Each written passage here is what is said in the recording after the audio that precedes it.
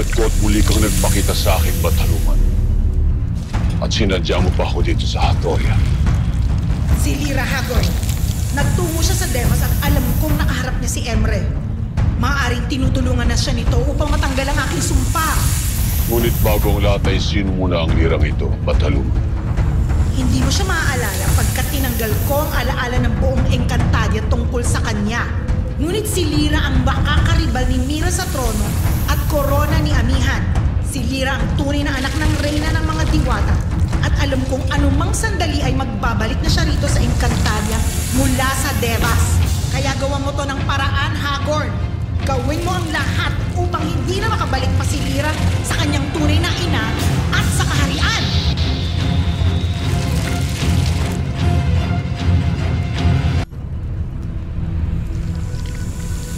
Huwag kayong mag-alala, Bataluman. Madali lamang paslangin ang lirang tinutukoy ninyo.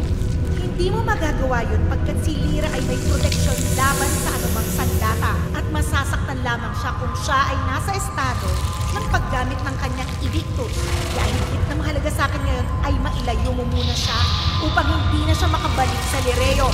Masusunod, Bataluman. Subalit bago ang lahat ay nais ko munang makita ang wangis ng lirang ito. Nang sa ganun ay malaman ko kung sino ang aking hahanap. Narito, pagmasdan mo siya.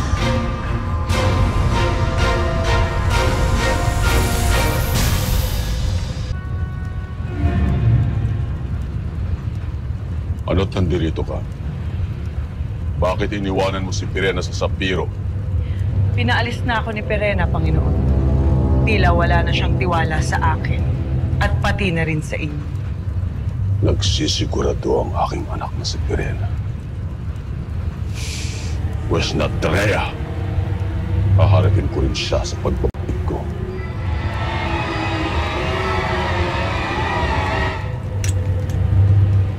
Kambaltiwa, magbalik ka muna sa iyong tahanan.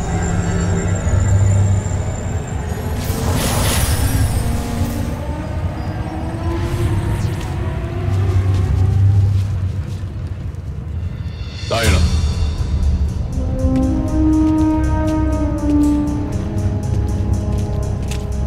Bakit aalis ang Panginoon? Saan siya patutungo?